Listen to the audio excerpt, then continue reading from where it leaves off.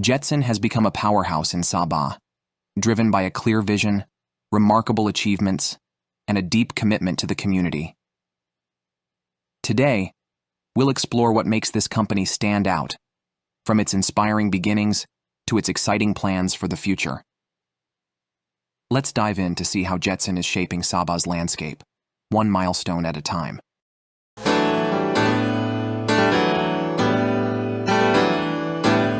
Jetsin is actually a family business which is started on my grandfather's side. I'm actually the third generation. So what it is on my generation, I evolved my company, my family company, into various places whereby we have manufacturing, and then it's a very good diversification in the way that we want to get more exposure on everything. I think I want to enjoy my work while I do expansion, so that's why all the expansion that I did, I think more on what I like to do. Yeah, because I'm a foodie, I love to eat, so that is why that drives me to manufacturing. So that's what, and the manufacturing, the food that we do is actually something like a gourmet. We don't want to go by the book of everyone, but we want to go by our own book to create a different level of things.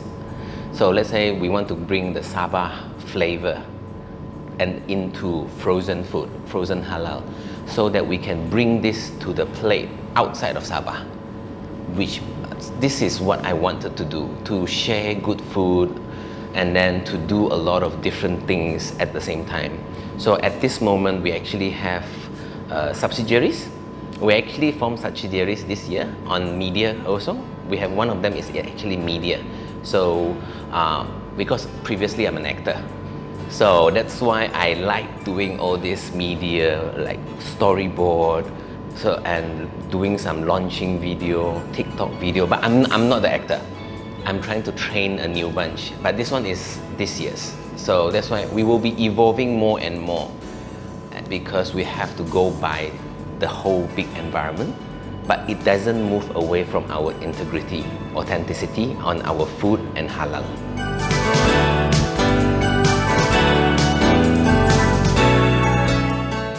(2024) is actually quite a happening year, and this year we have quite a few milestones that we actually achieve.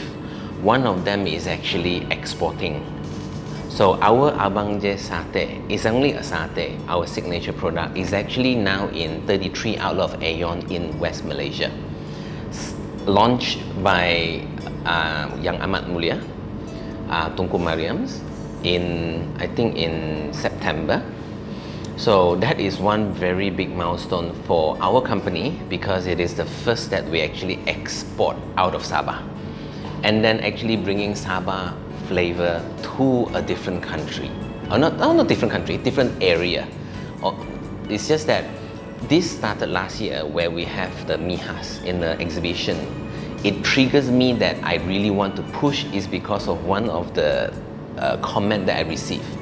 The comment is, Sabah got production. How can this be? Never. Did you do here or there or this thing? So I'm like, no, we do it in Sabah. Sabah boleh, we can do it. So that's why it is a very proud milestone that we actually achieved this year. And also because of this, the people, the chef in West Malaysia tasted our satay, which brings us to an award, is World Gourmet Award, halal frozen food. So it is a recognition that actually Sabah product, Sabah taste is actually a gourmet to a lot of different people. It's just that we haven't pushed ourselves to that limit. So I would consider that this one is one of the milestones that we have achieved, because we are getting out of the comfort zone where we just sit in KK and not doing much, but we actually pushing forward, even with just a simple satay. So that is one of the very major outcome this year. And also another one, that is the CSR Malaysia actually awarded me the personality of the year for CSR contributions, because the way we do things are on the ground. We really go down, give foods, all these things, which is very different from just giving money. So we're trying to create more awareness, and there's a few more to go, but that few is the very main achievement and milestone that we actually achieved this year.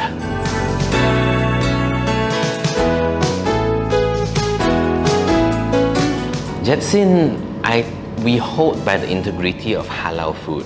So it is always in my thought that we want to be a pioneer or a role model to a lot of people out there, that we need to be doing all our things in integrity, with the authenticity, and we're not really rushing to anything. So that's why we actually form a subsidiaries, especially for CSR. So that is why this year we are planning to do a soup kitchen, a community kitchen, to actually cook for the needy. But we are collaborating with NGO, with Rotary, with different people, so that we can communicate with different level of people, so that we can actually contribute back to the society. I mean, earning, yes, business, being in business, we need to fight for profits, but profit is not all. It's just that sometimes it's a sense of achievement that we want to achieve. Beside profit, we want to contribute back to make people actually accept us as part of the community, but not a business entity. So that's why we want to push forward this kind of thoughts to a lot of different people out there. I mean, I cannot say everyone must learn all these things, but being the pioneer, being the first in the market to do so, we're hoping that it will drive other people to do the same in the communities. So to make sure Sabah we taking care of each other, kita jaga kita. So instead of like, oh, I'm just fighting for profit, all this earning, all these things. So I think this is how we contribute back to the community, instead of just buy and sell trading.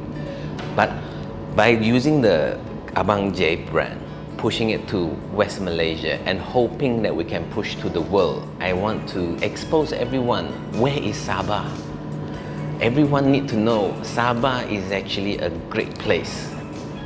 Trying to do simple little things, but hopefully it can generate more feedback on what we are doing. Yeah.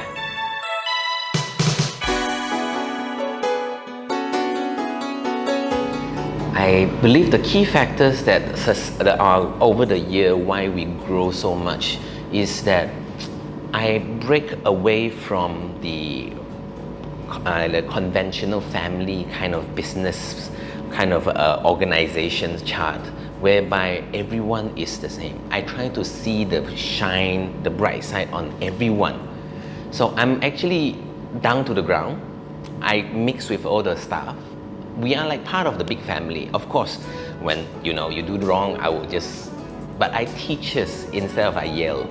So we all are big families, in the sense that in the last 10 years till now, our staff count grow from, I think 40 something to now it's 140 something staff count, plus minus. Because we try to nurture everyone, we try to grow everyone in a way that, okay, this is your life. Yes, you are working with us, but I have to make sure you live your life the way that you actually wanted. So I try to nurture everyone in a way. I tailor-made a lot of the tasks for different staff. So my admin staff, all of them are not bright in every part, but I try to make them shine in their part and make sure in a team, I mean, I have my weakness, you have your weakness, but if we are a team, the weakness doesn't appear because we work as a team. That's how we push forward everything. So when we go for export, the export team, I have different people. There is no, we don't actually say, oh, you are from which background or which background. The main thing is you want to do it or you just want to leave it. So if you want to do it, I teach from A to Z, and then we grow together. That is the motto that we want to do. If we grow together, it will be very long lasting. Instead of, I am the one taking all the shine, all these things. No. So that's why I'm building up the whole big team, in the sense that I have a subsidiary on manufacturing now. whereby my left and right hand is part of the director team. It's not from the family, but I think that with this, you all can grow together. Then slowly, this will become a big umbrella whereby everyone shines and everyone really live their life. I think that is how it drives the Jetsin from 2nd gen to 3rd gen in a very different way. And I'm happy that my mom is actually accepting it. Yeah, my mom is still with me, doing the HR, doing the warehouse. I'm happy that she accepting this kind of thoughts that evolve from what we call the Western style instead of the very Chinaman style. Yeah, I think that's how it grow in that way.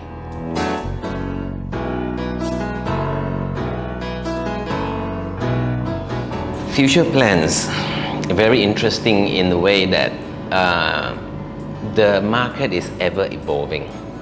We will have to see how we can go with the market and grow together. Our plan for next year is we're gonna exhibit in Thailand next year. Yes, Thai Facts, Anuga. And then we are really hoping that, we can bring Sabah authentic taste to the world instead of just West Malaysia AEON. So this is one of the projects. So each and every projects, we want to see how we can contribute back to the society in the sense that we want to work with GLC to see how we can grow company locally to another level. We want to work, we are always open to a lot of things. That's why we have subsidiaries to handle different projects. And one of the project is, the Sunset Walk in SICC, the night market. It is done by us. We collab with SICC to give chances to the local people to actually regrow again their own stalls with their food, all these things. But this is only a small part. So we are trying to seek how we can grow together with the community instead of just Jetsin grow bigger and then later on go listed and then become rich and all these things. No. I think this is from our family teaching that we want to be rich in heart, not just rich in the bank account. Yes.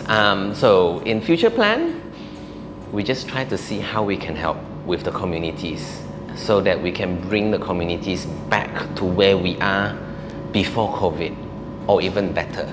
Because the COVID actually, we in food business, we see how everyone suffer through the COVID and after the COVID. Restaurants open, close, all these things. So that's why we're trying to see how we can work with the community to bring everything back to before.